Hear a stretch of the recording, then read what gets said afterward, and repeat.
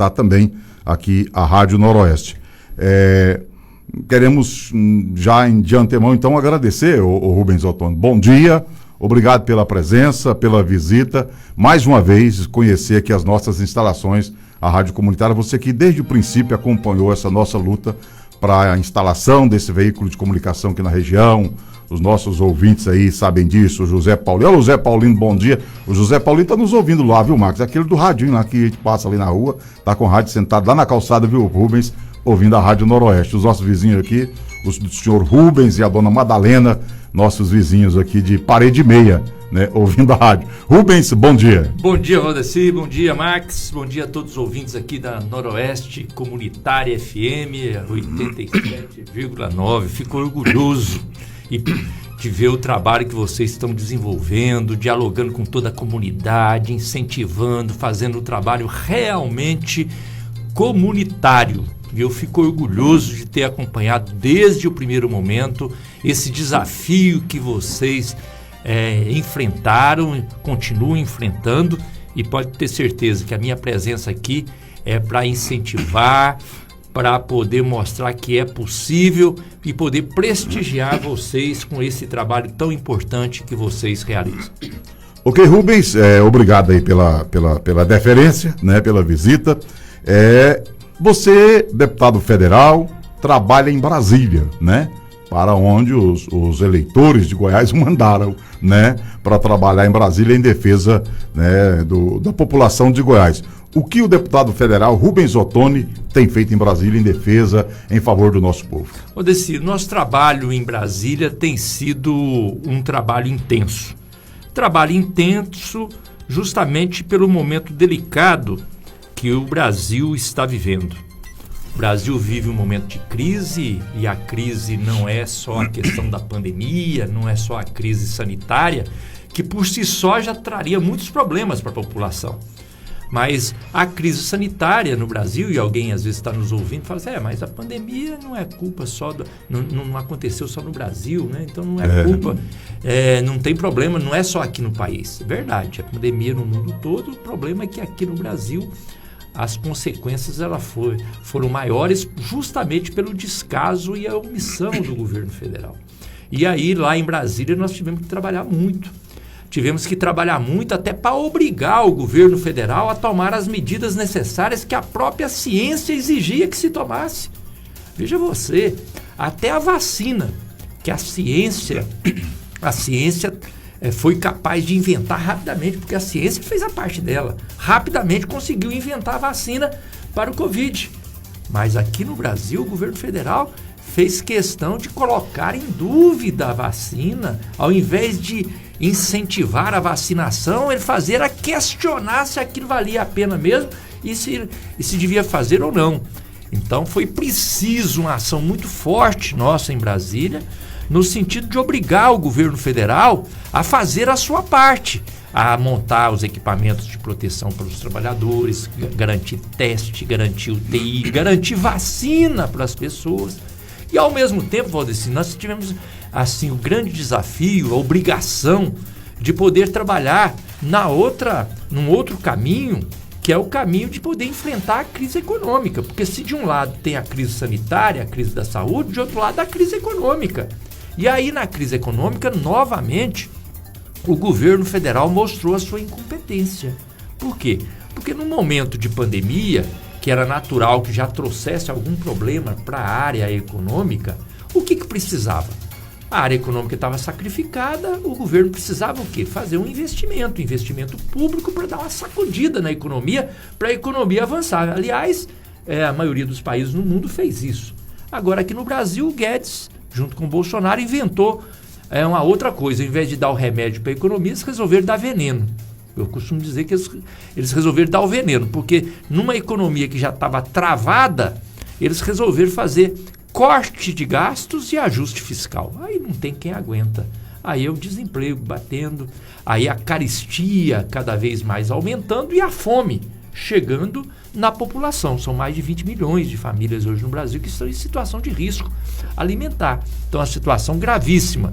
Então, esse tem sido o nosso trabalho, vamos dizer, um trabalho intenso, de um lado, para salvar vidas, E salvar vidas significa garantir vacina, garantir emprego e garantir uma ajuda emergencial para toda a população. Do outro lado, tentar reativar a economia, garantindo projetos que possam facilitar, prestigiar o comércio, incentivar o comércio, garantir com que a população tenha um mínimo possível de renda para poder comprar, porque às vezes até o comerciante está lá com a boa vontade de trabalhar, de poder avançar, fazer sua parte, mas o coitado da população não tem nem dinheiro para ir lá comprar o que ele está oferecendo. Então nós precisamos de um governo que ele coloque o dinheiro na mão do pequeno, na mão do povo mais simples, humilde, trabalhador, porque quando o trabalhador humilde ele consegue 50 a mais no orçamento dele, ele vai correndo aonde? Lá na mercearia, lá no mercadinho,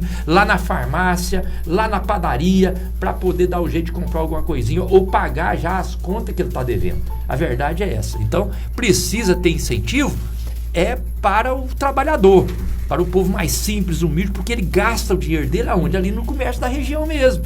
Imagina aqui na região noroeste, se cada pessoa, cada casa ganhasse só R$50 a mais, esses R$50, imagina o que ele ia fazer na economia aqui da região noroeste. Seria intenso, porque era um dinheiro que ia entrar para poder favorecer e ajudar todo mundo. Então esse trabalho eu tenho feito lá em Brasília, no sentido de poder ajudar na superação da crise sanitária, de garantir mais condições de vida para as pessoas, para superar a crise do Covid, mas também, acima de tudo, trabalhando intensamente para ter investimentos na área econômica, para gerar emprego, gerar renda, para as pessoas terem um dinheirinho no bolso para poder gastar e melhorar a sua vida. Ô Rubens, nessa questão econômica, e aí ela é crucial, né? Ela é fundamental para a vida da população. E essa questão dos preços, né?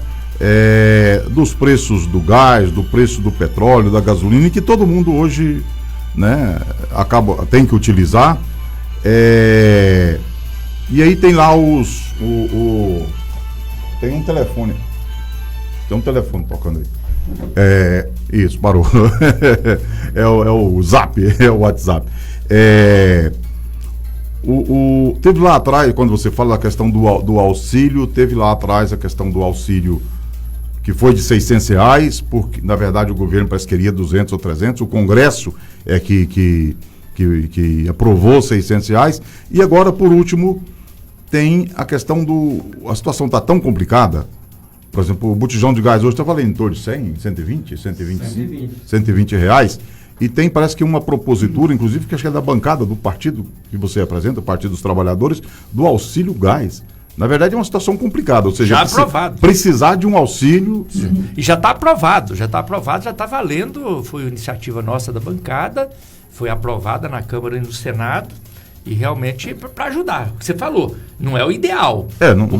O que nós queremos não é auxílio, né? Nós queremos que a população tenha emprego, e tenha emprego digno, não é subemprego não, tem emprego digno para poder ter a sua renda com dignidade para sustentar a família. É isso que nós queremos. Agora, na medida que não tem, você tem que acudir o emergencial, porque senão a pessoa passa fome também. E aí o Brasil está vivendo, esse outro lado gritante, dramático que nós estamos vivendo, é a caristia, né? A caristia lá em cima. E por quê? Pela incompetência do governo federal, que não consegue trabalhar o mínimo necessário das políticas públicas para garantir os preços, né? Nós tínhamos, por exemplo, vou citar um exemplo, nós tínhamos no Brasil um trabalho importantíssimo que a Conab sempre realizou. A Conab sempre realizou um trabalho importantíssimo, inclusive para poder fazer a mediação dos preços no mercado. Nós tínhamos um trabalho onde a Conab tinha os armazéns. Nesses armazéns eles tinham estoque, que nós chamamos de estoques reguladores. Esse estoque ficava guardado para quando um produto ele subisse o preço no mercado, por conta de, às vezes, um problema climático, um problema que uma safra não deu certo, a Conab colocava aquele estoque no mercado e com isso evitava daquele produto aumentar de preço, e com isso a população estava assistida. Depois, quando chegavam a outra safra, e vinha para dentro do armazém, guardava novamente. Então, era o estoque regulador. O que eles fizeram com Pois exatamente. Eu anotei aqui, para a gente falar sobre isso, que é um desmonte da Conab, da Companhia Nacional de Abastecimento. Quando eles quando eles tiraram o PT, eles falavam que era tirar a Dilma, que disse que era para melhorar. No outro dia as coisas vão melhorar. Na verdade, o que aconteceu foi que no outro dia começou o desmonte de muitas políticas públicas. Uma delas é a Conab.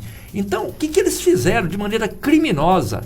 Eles pegaram os estoques reguladores da Conab, e esses estoques reguladores, arroz, feijão e muitas outras coisas, estoques lá guardados para poder regular o preço.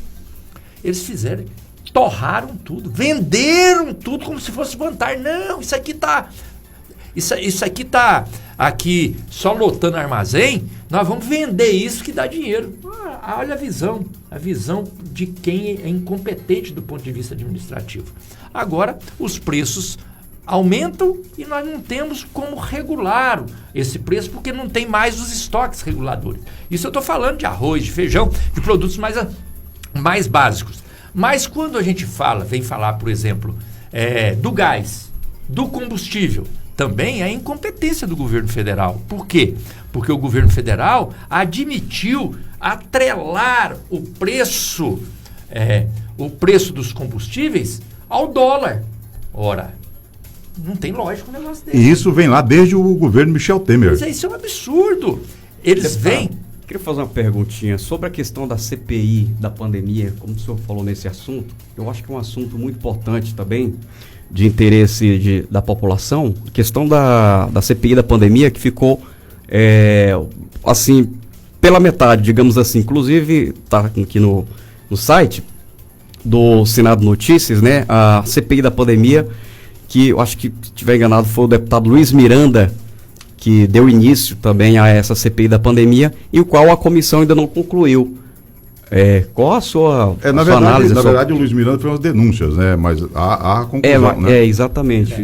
Rubens, não vou falar sobre isso. Eu não vou falar sobre isso, mas só concluir aqui esse raciocínio, que eu acho importante, dessa questão da caristia. Então, o que está acontecendo com a caristia? De um lado, eles acabaram com os estoques reguladores da Conab, desmontou a Conab e fez com que, com isso, a população fosse prejudicada. Por outro lado, não há um controle do preço dos combustíveis. E eles falaram, não tem jeito. Por que não tem jeito? Porque a política deles é equivocada. Eles atrelaram o preço dos combustíveis ao dólar. Isso é um absurdo. O combustível que é produzido aqui no Brasil, por que ele tem que ser controlado pelo dólar? Aí aumenta o dólar, aumenta o preço do combustível. Quem que ganha com isso? A pessoa que vai comprar o combustível está prejudicada. E na questão do preço, do alto preço do combustível, não sofre apenas quem tem carro, né? Pois é. Quem é que ganha com essa maneira que o governo faz o controle do preço dos combustíveis atrelado ao dólar? Os acionistas. Aí os acionistas da Petrobras estão ganhando dinheiro porque, como o lucro está lá em cima, a margem de lucro de cada acionista aumenta. Agora, quem é sacrificado? Sacrificado quem vai comprar o combustível, e como você disse bem, não apenas aquele que vai comprar o combustível para o seu carro, mas até aquele que não tem carro, que não vai comprar combustível, mas vai comprar o produto que é transportado por aqueles que usam o óleo diesel ou outro combustível. Então aí isso agrega valor, aumenta o preço dos produtos, prejudicando, e aí vem a caristia. Então, finalizando para você, essa caristia, então, ela vem dessa incompetência do governo, primeiro, porque acabou com os estoques reguladores, segundo, porque atrela os preços dos combustíveis ao dólar, e de uma maneira criminosa, né? Então, nós estamos fazendo um trabalho muito grande lá em Brasília para poder reverter essa situação. O Max citou agora um exemplo dessa questão lá da pandemia, e citou o exemplo da pandemia, da CPI, e é verdade. Por quê? Porque naquela época, eu falei aqui que o governo só tomou alguma iniciativa, nem a vacina não comprou direito, só começou a comprar vacina depois que nós começamos a CPI. Quando começou a CPI pressionou, foi aí que o governo correu atrás de comprar vacina. Então nós perdemos muito tempo, porque nós poderíamos ter comprado a vacina num primeiro momento, teríamos salvado milhares e milhares de vidas que não foram salvas porque não tinha vacina. Então a CPI cumpriu um papel importantíssimo. Muitas vezes eu ia dar entrevistas, as pessoas falavam: ô deputado, o senhor acha que essa CPI vai dar em alguma coisa? Eu falava: já deu porque a CPI está forçando o governo a fazer sua parte. Senão não teria vacina, não teria corrida atrás do prejuízo. A CPI exigiu do governo eles fazerem a sua parte e ajudou a conscientizar a população. E tem mais. Porque a população nem saberia do que estava acontecendo. E tem mais. A CPI, o funcionamento da CPI, descobriu, a imprensa noticiou, situações que... Irregularidades. De irregularidade, de corrupção, que se não tivesse sido descoberto, teriam sido vendidas vacinas que não seriam entregues. Parece que foi isso. Né? Muita coisa. Então a CPI cumpriu um papel importantíssimo no sentido de conscientizar a população, da população saber o que estava acontecendo, de obrigar o governo federal a fazer a sua parte, e terceiro, de poder descobrir essas falcatruas, essas irregularidades que estavam acontecendo. Rubens, o município de Goiânia, os professores, inclusive, estão em greve, a rede municipal, né? Está em situação de paralisação, né? E aí você também tem um assunto aqui que você tem tocado lá, tem debatido, é uma pauta sua no Congresso, que é a lei que está confiscando o tempo de serviço dos trabalhadores da educação. Um crime, né? Que negócio é esse? Um crime. Quer dizer, o governo, de maneira ilegal, nós vamos trabalhar para derrubar isso na justiça. Nós vamos derrubar isso na justiça. É uma proposta do governo isso? Não, já está aprovado, sancionado. Está sancionado. Já está sancionado. E aí, o que eles estão falando?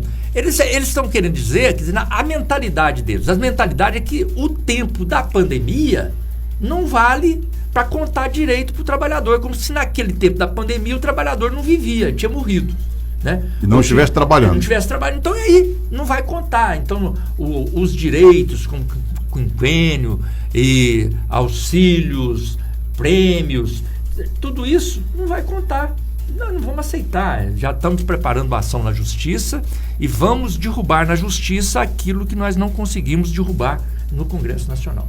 Correto. Rubens, vindo aqui para Goiás, na questão cultural, eu sei que tem uma ação sua aí, a Assembleia Legislativa, né, deixa de funcionar no antigo prédio, ficava ali no Bosque dos Buritis, foi lá para o Parque Los Angeles, perto do Paço Municipal, e o prédio acabou sendo cedido ali para cultura, né? Vai sediar a Secretaria da Cultura, vai se tornar o Palácio da Cultura. E você, inclusive, como deputado atuante que é e que, embora seja de partido diferente do prefeito, mas sentou com o prefeito e está se propondo a carrear recursos para o Palácio da Cultura, é isso?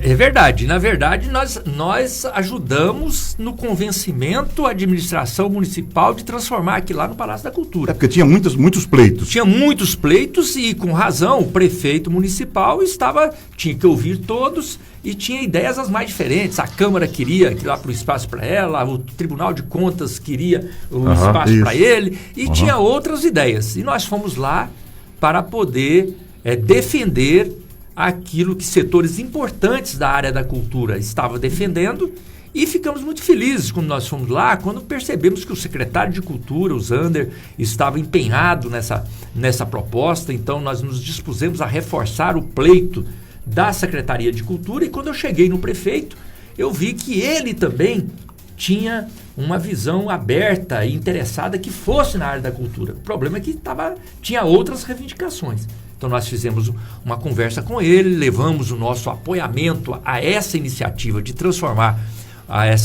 o prédio da antiga Assembleia Legislativa em Palácio da Cultura.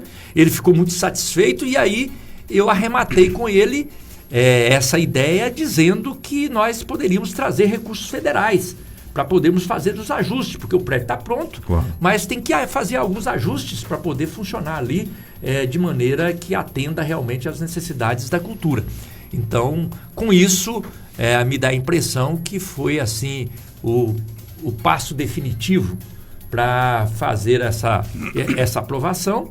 E agora nós vamos trabalhar, queremos que ali realmente seja o Palácio da Cultura, e vamos ajudar, porque isso trazendo recursos federais para poder incentivar a nossa cultura, porque a cultura, Valdeci, foi um dos segmentos mais sacrificados durante a pandemia. E um dos primeiros que parou, né? O primeiro. O primeiro, porque, né? É o primeiro, porque parou os eventos, depende de eventos, exato, depende de movimentação, depende de aglomeração.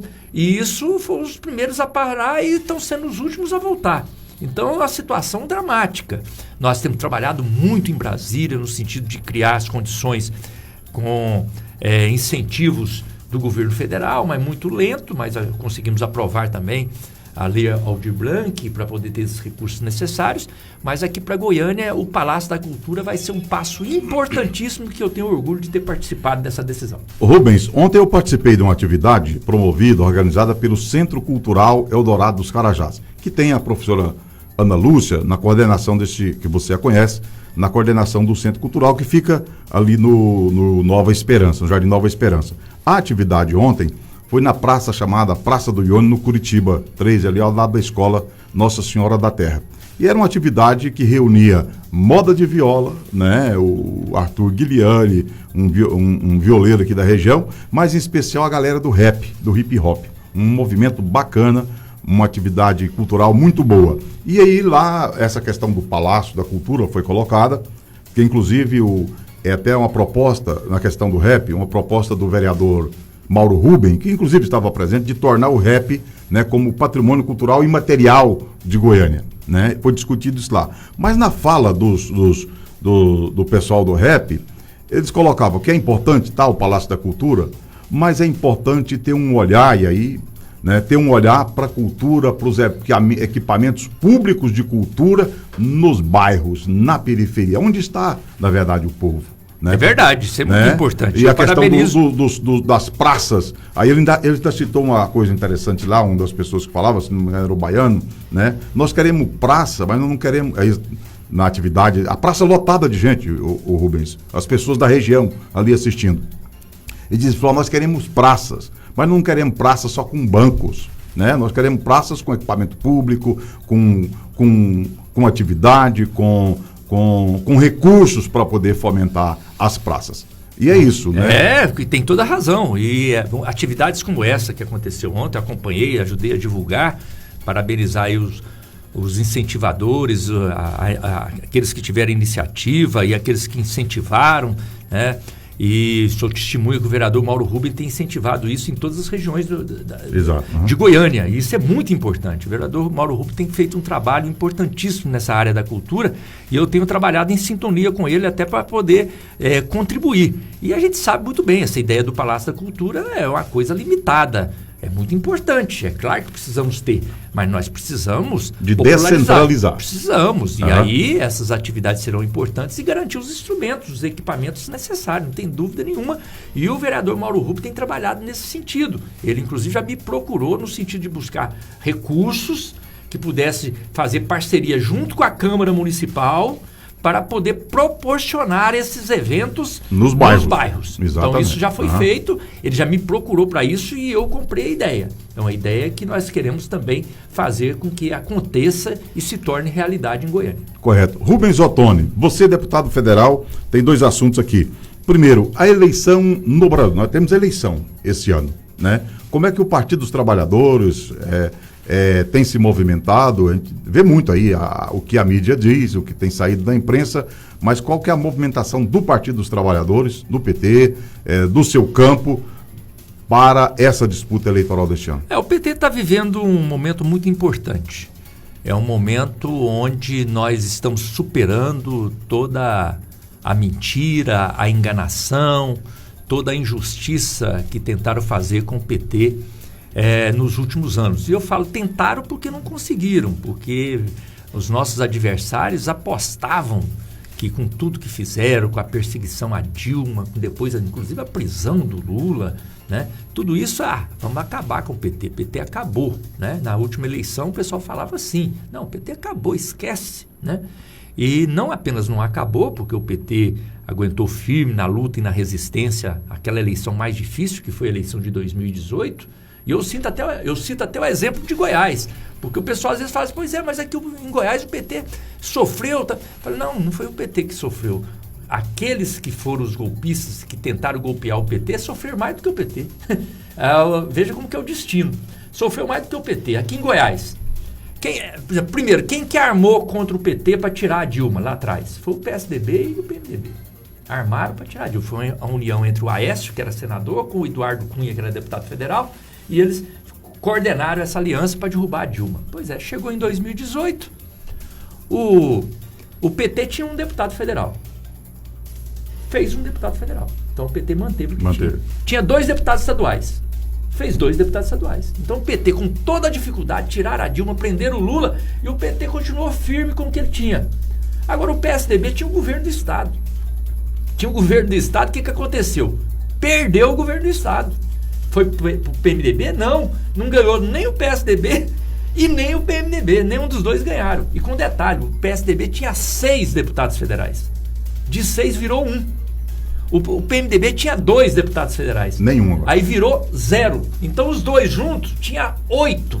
Virou 1. O PT tinha 1, continuou com 1.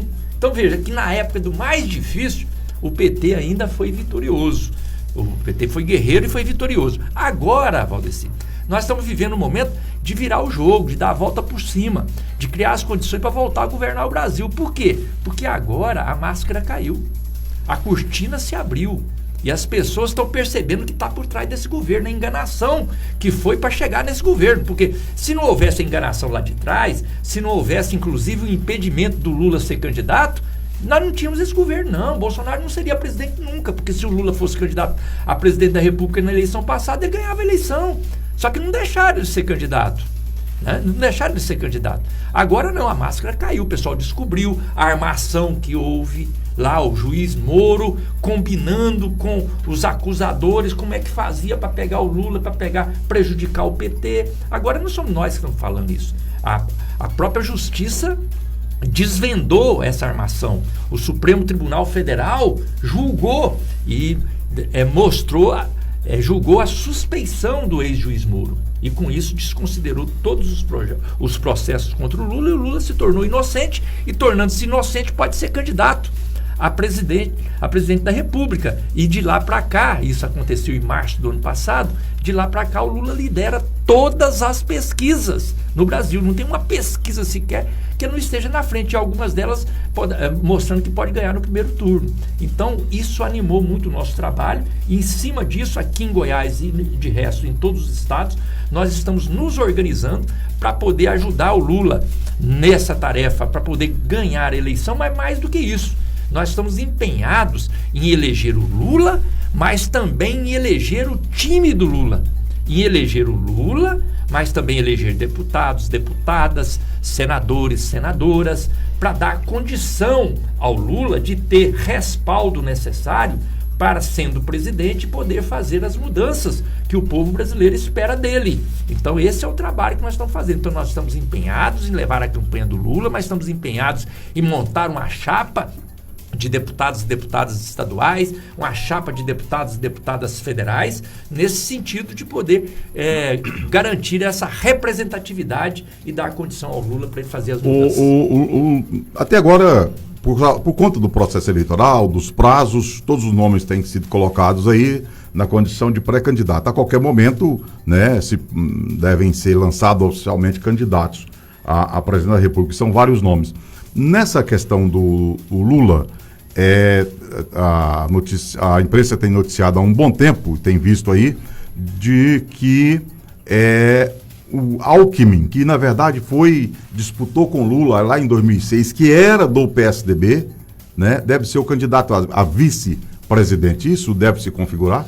Está cedo ainda, vai ter tempo para isso. Né? Tem tempo. Tem tempo para isso, nós estamos empenhados em poder divulgar a questão do Lula, esse já está definido, é o nosso candidato mesmo a presidente, e a vice vai ser a partir das articulações políticas que acontecerem. O Lula tem várias opções, e ele vai ter a sabedoria necessária no momento certo, no momento oportuno, de entre as várias opções que ele tiver, fazer a melhor escolha para poder não apenas ampliar os apoios que tenha visando ganhar a eleição, mas principalmente para preparar a governabilidade, para criar as condições de ganhar a eleição e também ter o apoiamento necessário para governar e governar bem o país. Então vai ter o tempo necessário para isso. Correto.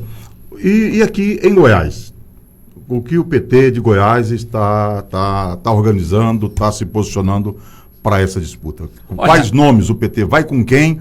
Ou o PT tem nomes? Não, o PT tem nome. Para a chapa majoritária. O PT não tem dificuldade nenhuma de ter candidato a governador, ter candidato a senador. Fizemos isso nas últimas eleições e fizemos muito bem e podemos fazer novamente. O que existe é uma orientação da direção nacional com o Lula, no sentido de podermos aguardar as articulações nacionais para ver como podemos fazer composição no Estado. Mas eu pessoalmente, na minha visão, avalio e tenho dito que o mais provável, né, e o caminho natural é o PT ter candidato a governador e ter candidato ao Senado, como teve em 2018, como teve em 2014. E nós temos nomes disponíveis, o professor Volmir Amado, 6 deputados estaduais. Então esse trabalho é que nós estamos intensificando nesse período. E lá até maio nós queremos já também apresentar as nossas alternativas para governo e para Senado.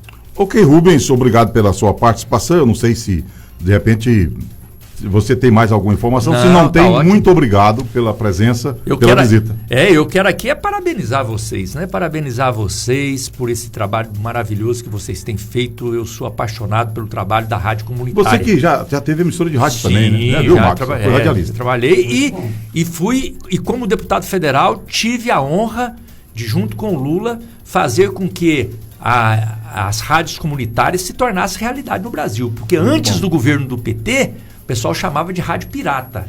Era rádio pirata porque tinha que ficar fugindo daqui e dali, porque senão o pessoal vinha para poder tomar os equipamentos. E olha, a gente estava fazendo um trabalho comunitário para ajudar a população. Aí não, com o governo Lula, com o governo do PT, as rádios foram autorizadas, respeitadas, e é um orgulho ver vocês aqui cumprindo esse papel importantíssimo, porque a rádio comunitária ela está presente ali naquela população, tem uma identificação maior com a realidade, conhece mais a realidade do comércio da região, sabe inclusive divulgar mais, sabe o que está acontecendo das atividades da região. Então é muito bom. Então parabéns a vocês por esse trabalho, contem comigo, estou torcendo para que o trabalho de vocês seja cada vez melhor e seja cada vez mais reconhecido. Grande abraço a vocês. Obrigado, Rubens Ottoni. Sempre que estiver passando por aqui, pode vir tomar o café, né? Já tomei o café. Não, deixa eu te contar o café. Você gostou do café? Ah, bom demais. O café não é tanto quem fez, né? O café é porque é lá do senhor Eurípides do Café Caseiro. Ora, ele vende café, passando pela Mangalô, ele deve estar nos ouvindo. Grande abraço, Eurípides. Na Mangalô, ele tem lá uma porta, aí ele vende lanche e vende café caseiro torrado na hora. Aí com o café do seu Eurípides, aí até o café, até com o Valdeci fazendo café fica bom. Ei, que maravilha. Então tá, seu Eurípides, um grande abraço, obrigado. Obrigado, Max.